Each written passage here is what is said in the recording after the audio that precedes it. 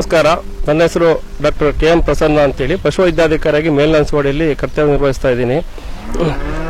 So RKV ರಾಷ್ಟ್ರೀಯ ಕೃಷಿ ವಿಕಾಸ ಯೋಜನೆಯ ಈ ಒಂದು ಅನುತ್ಪಾದಕತೆಯಿಂದ ಉತ್ಪಾದಕತೆ ಕಾರ್ಯಕ್ರಮದಲ್ಲಿ ನಾವು ಪ್ರತಿ ಆಸ್ಪತ್ರೆಯ ಕೆಲವು ಗ್ರಾಮಗಳನ್ನು ಆಯ್ಕೆ ಮಾಡಿಕೊಂಡು ಆ ಗ್ರಾಮಗಳಲ್ಲಿರ್ತಕ್ಕಂಥ ಬರಡು ಜಾನುಗಳನ್ನ ಗುರುಸಿ ಅವುಗಳನ್ನ ವರ್ಗೀಕರಣ ಮಾಡಿ ಸೊ ಅವುಗಳಲ್ಲಿರ್ತಕ್ಕಂಥ ಸಮಸ್ಯೆಗಳನ್ನ ಗುರುಸಿಬಿಟ್ಟು ನಾವು ಇವತ್ತು ಈಸ್ಟರ್ ಸಿಂಕ್ರೊನೈಸೇಷನ್ ಅನ್ನೋ ಒಂದು ಕಾರ್ಯಕ್ರಮದಲ್ಲಿ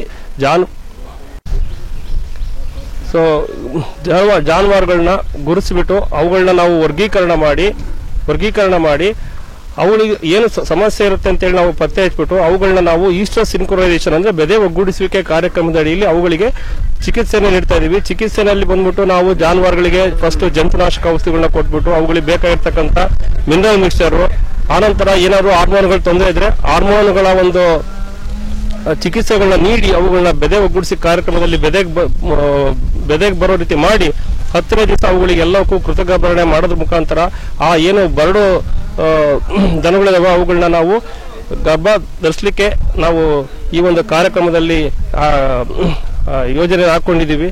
ಸೊ ಅದೇ ರೀತಿ ಈ ಒಂದು ಕಾರ್ಯಕ್ರಮ ನಾವು ಹಿಂದೆ ಕಳೆದ ವರ್ಷ ಬೆಳಲ್ಕಟ್ಟೆ ಗ್ರಾಮದಲ್ಲಿ ನಾವು ಮಾಡಿದೀವಿ. ಅತ್ಯಂತ ಯಶಸ್ವಿಯಾಗಿ 38 ಜಾನುವಾರುಗಳನ್ನ ಪತ್ತೆ ಹಚ್ಚಿ ಅವುಗಳಲ್ಲಿ 32 ಜಾನುವಾರುಗಳನ್ನ ಗಬ್ಬ ಮಾಡಿದ್ವಿ. ಅದೇ ರೀತಿ ಈಗ ಮೇಲ್ಹಂಚವಾಡಿ ಕಳೆದ 3-4 ತಿಂಗಳ ಹಿಂದೆ ಸುಮಾರು ಒಂದು 60 ಜಾನುವಾರುಗಳನ್ನ ನಾವು ಇದೇ ಕಾರ್ಯಕ್ರಮದಲ್ಲಿ ಗುರುತಿಸಿ ಎಲ್ಲಾ ಜಾನುವಾರುಗಳನ್ನ ಚಿಕಿತ್ಸೆ ನೀಡಿ ಅವುಗಳಲ್ಲಿ ಸುಮಾರು 60 ಜಾನುವಾರುಗಳಲ್ಲಿ ಸುಮಾರು 36 ಜಾನುವಾರುಗಳು ಗರ್ಭ ಧರಿಸಿದಾವೆ. ಇದು ಒಂದು ಇನ್ನು ಮುಂದೆ ರಾಷ್ಟ್ರೀಯ ಕಾರ್ಯಕ್ರಮವಾಗಿ ರೂಪುಗೊಳ್ಳಬೇಕು ಅಂತೇಳಿ ನಾನು ಕೇಳ್ಕೊಳ್ತಾ ಇದ್ದೀನಿ. ಸೊ ಅದೇ ರೀತಿ ಈ ಒಂದು ಮುಂದಿನ ದಿವಸ ಈ ಒಂದು ಸೂಗೂರು ಗ್ರಾಮದಲ್ಲಿ ನಾವು ಸುಮಾರು ಈಗ ಇದೇ ಕಾರ್ಯಕ್ರಮವನ್ನು ಆಯೋಜನೆ ಮಾಡಿಕೊಂಡು ಸುಮಾರು ಒಂದು 20ರಿಂದ 30 ಜಾನುವಾರುಗಳು ಈಗಾಗಲೇ ಚಿಕಿತ್ಸೆ ನೀಡ್ತಾ ಇದ್ದೀವಿ. ಇನ್ನು ಜಾನುವಾರುಗಳು ಬರ್ತಾ ಇದಾವೆ.